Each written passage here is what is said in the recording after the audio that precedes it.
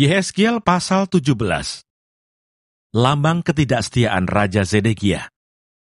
Maka datanglah firman Tuhan kepadaku, hai anak manusia, katakanlah suatu teka-teki dan ucapkanlah suatu perumpamaan kepada kaum Israel. Katakanlah, beginilah firman Tuhan Allah.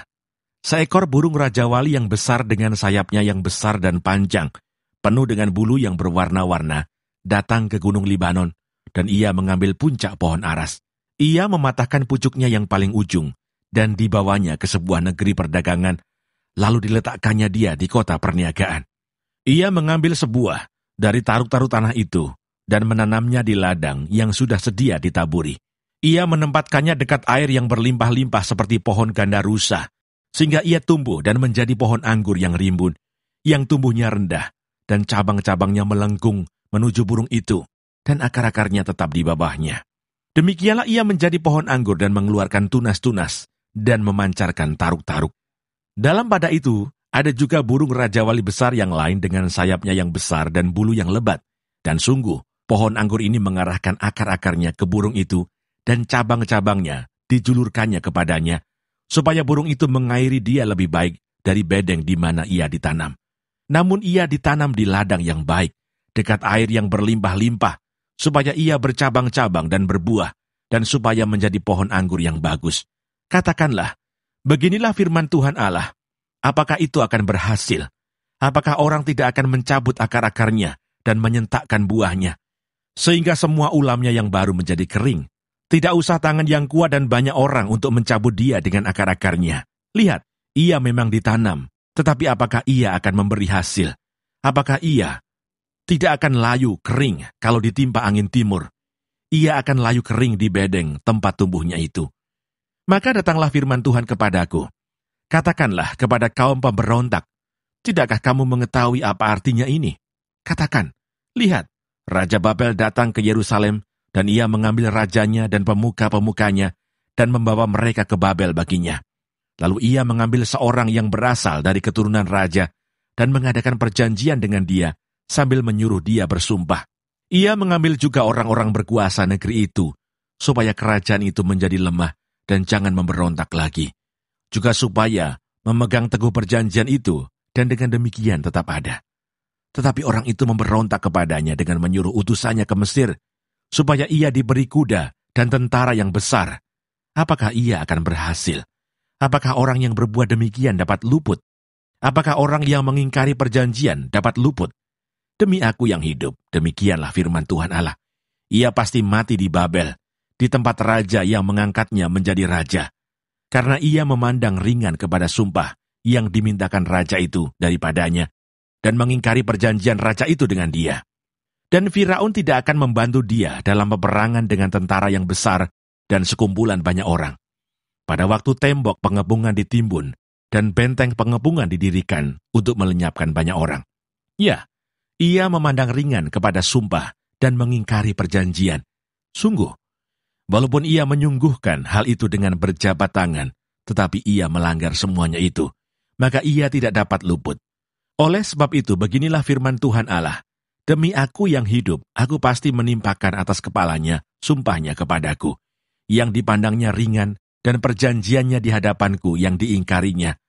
Aku akan memasang jaringku untuk menangkap dia, dan di dalam perangkapku ia akan terjebak.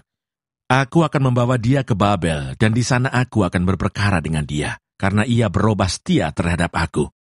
Dan semua tentara pilihannya akan tewas dimakan pedang, dan yang terluput akan dihamburkan ke semua mata angin. Dan kamu akan mengetahui bahwa akulah Tuhan yang mengatakannya. Beginilah firman Tuhan Allah, aku sendiri akan mengambil sebuah carang dari puncak pohon aras yang tinggi, dan menanamnya. Aku mematahkannya dari pucuk yang paling ujung dan yang masih muda, dan aku sendiri akan menanamnya di atas sebuah gunung yang menjulang tinggi ke atas. Di atas gunung Israel yang tinggi akan kutanam dia, agar ia bercabang-cabang dan berbuah, dan menjadi pohon aras yang hebat. Segala macam burung dan yang berbulu bersayap tinggal di bawahnya. Mereka bernaung di bawah cabang-cabangnya. Maka segala pohon di ladang akan mengetahui bahwa aku, Tuhan, merendahkan pohon yang tinggi, dan meninggikan pohon yang rendah, membuat pohon yang tumbuh menjadi layu kering, dan membuat pohon yang layu kering bertaruk kembali. Aku Tuhan yang mengatakannya dan akan membuatnya. Yehezkiel pasal 18. Setiap manusia bertanggung jawab atas dirinya. Maka datanglah firman Tuhan kepadaku. Ada apa dengan kamu, sehingga kamu mengucapkan kata sindiran ini di tanah Israel?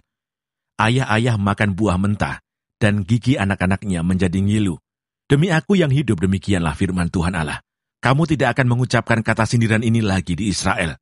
Sungguh, semua jiwa aku punya, baik jiwa ayah maupun jiwa anak aku punya. Dan orang yang berbuat dosa, itu yang harus mati.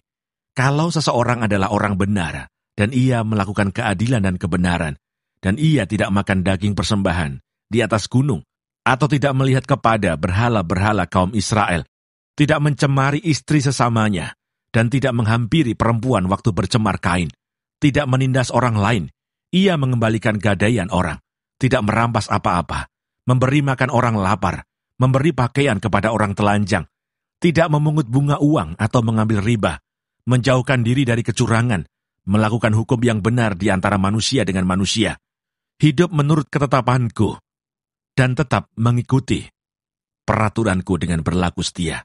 Ialah orang benar, dan ia pasti hidup. Demikianlah firman Tuhan Allah. Tetapi kalau ia melahirkan seorang anak yang menjadi perampok, dan yang suka menumpahkan darah, atau melakukan salah satu dari hal-hal itu, walaupun ayah tidak melakukan satu pun, juga makan daging persembahan di atas gunung, dan mencemari istri sesamanya, menindas orang sengsara dan miskin, merampas, tidak mengembalikan gadaian orang, melihat kepada berhala-berhala dan melakukan kekejian, memungut bunga uang dan mengambil riba, orang yang demikian tidak akan hidup. Segala kekejian ini dilakukannya, ia harus mati, darahnya tertimpa kepadanya sendiri. Sesungguhnya kalau ia melahirkan seorang anak, dan anak ini melihat segala dosa yang dilakukan ayahnya, tetapi menginsafi hal itu, sehingga tidak melakukan seperti itu. Ia tidak makan daging persembahan di atas gunung, dan tidak melihat kepada berhala-berhala kaum Israel, tidak mencemari istri sesamanya, tidak menindas orang lain, tidak mau meminta gadai, tidak merampas apa-apa, memberi makan orang lapar, memberi pakaian kepada orang telanjang, menjauhkan diri dari kecurangan, tidak mengambil bunga uang atau riba, melakukan peraturanku, dan hidup menurut ketetapanku. Orang yang demikian tidak akan mati karena kesalahan ayahnya. Ia pasti hidup. Ayahnya yang melakukan pemerasan, yang merampas sesuatu, dan yang melakukan hal-hal yang tidak baik di tengah-tengah bangsanya, sungguh ia akan mati karena kesalahannya. Tetapi kamu berkata, mengapa anak tidak turut menanggung kesalahan ayahnya? Karena anak itu melakukan keadilan dan kebenaran, melakukan semua ketetapanku dengan setia, maka ia pasti hidup. Orang yang berbuat dosa itu yang harus mati. Anak tidak akan turut menanggung kesalahan ayahnya, dan ayah tidak akan turut menanggung kesalahan anaknya. Orang benar akan menerima berkat kebenarannya, dan kefasikan orang fasik akan tertanggung atasnya. Tetapi jikalau orang fasik bertobat dari segala dosa yang dilakukannya, dan berpegang pada segala ketetapanku, serta melakukan keadilan dan kebenaran, ia pasti hidup, ia tidak akan mati. Segala durhaka yang dibuatnya tidak akan diingat-ingat lagi terhadap dia. Ia akan hidup karena kebenaran yang dilakukannya. Apakah aku berkenan kepada kematian orang fasik? Demikianlah firman Tuhan Allah. Bukankah kepada pertobatannya supaya ia hidup? Jikalau orang benar berbalik dari kebenarannya, dan melakukan kecurangan seperti segala kekejian yang dilakukan oleh orang fasik, apakah ia akan hidup? Segala kebenaran yang dilakukannya tidak akan diingat-ingat lagi. Ia harus mati, karena ia berubah setia, dan karena dosa yang dilakukannya. Tetapi kamu berkata, tindakan Tuhan tidak tepat. Dengarlah dulu, hai kaum Israel. Apakah tindakanku yang tidak tepat, ataukah tindakanmu yang tidak tepat? Kalau orang benar berbalik dari kebenarannya, dan melakukan kecurangan sehingga ia mati, ia harus mati karena kecurangan yang dilakukannya. Sebaliknya, kalau orang fasik bertobat dari kefasikan yang dilakukannya, dan ia melakukan keadilan dan kebenaran, ia akan menyelamatkan nyawanya. Ia insaf dan bertobat dari segala durhaka yang dibuatnya. Ia pasti hidup, ia tidak akan mati. Tetapi kaum Israel berkata, tindakan Tuhan tidak tepat. Apakah tindakanku yang tidak tepat, hai kaum Israel? Ataukah tindakanmu yang tidak tepat? Oleh karena itu aku akan menghukum kamu masing-masing menurut tindakannya, hai kaum Israel. Demikianlah firman Tuhan Allah. Bertobatlah dan berpalinglah dari segala durhakamu, supaya itu jangan bagimu menjadi batu sandungan yang menjatuhkan kamu ke dalam kesalahan. Buangkanlah daripadamu segala durhaka yang kamu buat terhadap aku, dan perbaharuilah hatimu dan rohmu. Mengapakah kamu akan mati, hai kaum Israel? Sebab aku tidak berkenan kepada kematian seseorang yang harus ditanggungnya. Demikianlah firman Tuhan Allah. Oleh sebab itu bertobatlah supaya kamu hidup.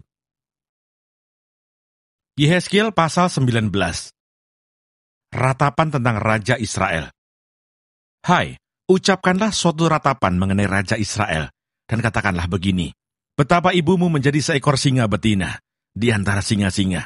Ia berbaring di antara singa-singa muda, dan menyusui anak-anaknya. Ia membesarkan seekor dari anak-anaknya, sehingga menjadi singa muda. Ia belajar menerkam malah manusia ditelannya. Bangsa-bangsa menyerukan, singa mengamuk. Akhirnya ia terjebak dalam pelubang mereka. Mereka mengelikir dia dan menggiringnya ke Mesir. Sesudah induk singa menyadari bahwa usahanya gagal dan pengharapannya hilang lenyap, ia mengambil anaknya yang lain dan membesarkannya menjadi singa muda. Anaknya ini berjalan-jalan di antara kawanan singa. Ia menjadi seekor singa muda. Ia belajar menerkam, malah manusia ditelannya. Ia merusak puri-puri mereka dan menumpas kota-kotanya. Bumi serta segala isinya diam ketakutan mendengar suara aumnya. Maka bangsa-bangsa bangkit melawan dia dari daerah-daerah sekelilingnya. Mereka memasang jaring untuk menangkapnya dan menjebaknya dalam pelubang. Ia dikurung dalam kandang sambil dikelikir, dibawa ke hadapan Raja Babel, dan dimasukkan dalam penjara, supaya suaranya jangan kedengaran lagi di atas gunung-gunung Israel. Ibumu seperti pohon anggur dalam kebun anggur yang tertanam dekat air, berbuah dan bercabang karena air yang berlimpah-limpah. Padanya tumbuh suatu cabang yang kuat, yang menjadi tongkat kerajaan. Ia menjulang tinggi di antara cabang-cabangnya yang rapat, dan menjadi kentara, karena tingginya dan karena rantingnya yang banyak. Tetapi ia tercabut di dalam kemarahan, dan dilemparkan ke bumi. Angin timur membuatnya layu kering, buahnya disentakkan, cabang yang kuat menjadi layu kering, dan api menghabiskannya. Dan sekarang ia tertanam di padang gurun, di tanah yang kering dan haus akan air. Maka keluarlah api dari cabangnya, yang memakan habis ranting dan buahnya, sehingga tiada lagi padanya cabang yang kuat, dan tiada tongkat kerajaan. Ini adalah ratapan dan sudah menjadi ratapan.